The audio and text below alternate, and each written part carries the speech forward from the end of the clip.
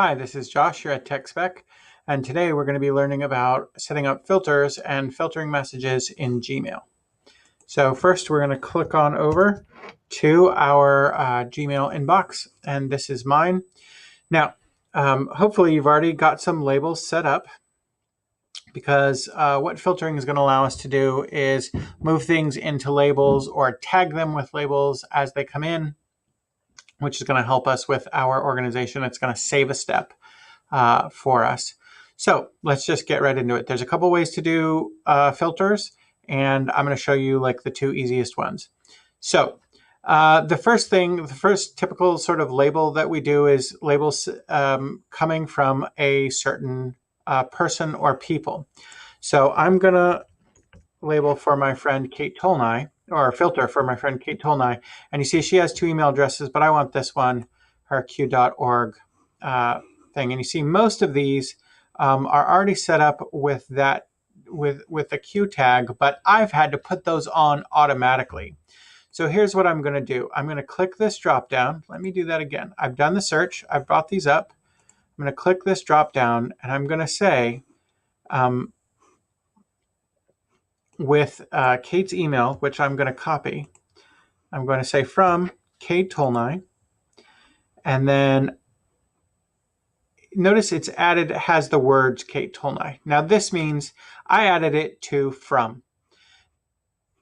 Has the words means even if she's mentioned in the body of the email, this filter will work.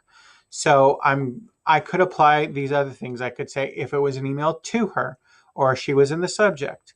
If it has an attachment, I could set within a date range of a certain thing. But most of the time, we're just going from this person.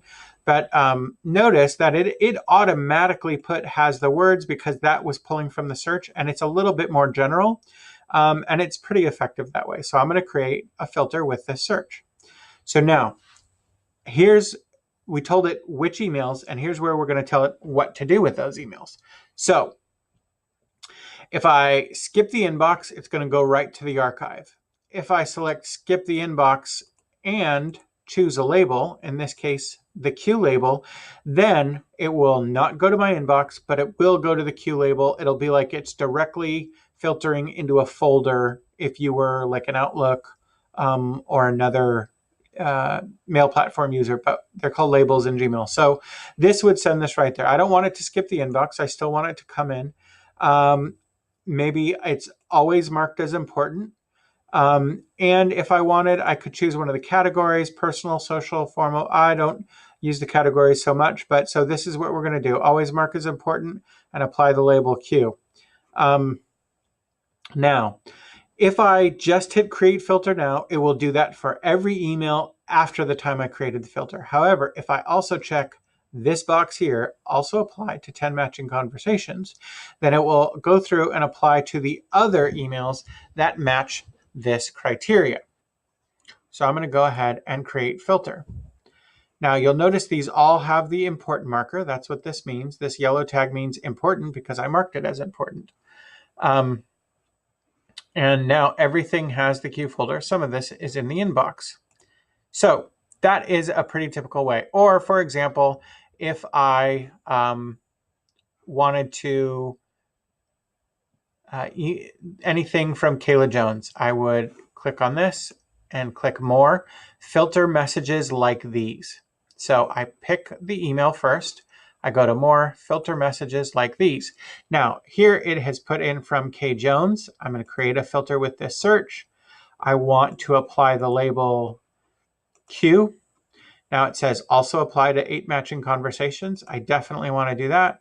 I'm going to create the filter, and there you go. It's now automatically doing that. But what if I say has the words your order has shipped? So I'm going to do this search. It has all of these, and you see these don't have any labels. This particular one does. So again, what I'm going to come down here and do is I want has the words your order has shipped, create a filter with this search. Now, if somebody's telling me something is shipped, they're probably a vendor. So I'm going to tell it, apply the label, vendors. Do I want to also apply this to 13 matching conversations? Yes, I do. So I'm going to turn that on and create the filter. Now they all get applied to, there. And we can see here I had 2 in my inbox. Now that's doing it from the inbox. The other way is to come here to our gear and to go into settings and to come into filters and blocked addresses. Now you can see I have quite a few filters set up. Here is also where you can edit them.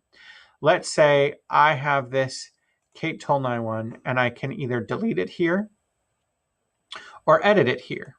So if I edit it, I would say, yeah, from Kate Tolnai has the words Kate Tolnai. Let's say I don't think I need both. I just need has the words. So I'm going to continue. And let's say, I don't need to mark them, always mark it as important. So I'm going to uncheck that and update the filter. And that's how I can do that. And that's how I can edit a filter. If I wanted to, I could click this and delete it and just come to delete. Really? Delete this filter? So if you did it on accident, you'd say okay. And then the last one is from here, I can create a new filter. And it's like I didn't have to start the search. So again, maybe I just want the word shipped. Create the filter. So it goes to the next part. And again, do I want it to skip the inbox? Do I want it to come in and mark it as read? Do I want it to mark starred, which you can see you have a system filter here, starred, that means it will be in your inbox, but it will also put it in star. If you've got your label set up, but you can create a new label right here, shipped, and create it. And so now anything that has the word shipped, it will automatically go into that label. Never send it to spam. You have all these choices. Now I could tell, do I also want to apply to, no, if I didn't check this box, it would only do this to new ones that have come after. So sometimes you don't want to apply it to prior ones. Sometimes you do. That choice is up to you. So that's been filtering and filters and filtering in Gmail. And I hope that helps you get and stay organized and get you to that mythical inbox 0. I personally don't believe it exists. In any case, happy Googling.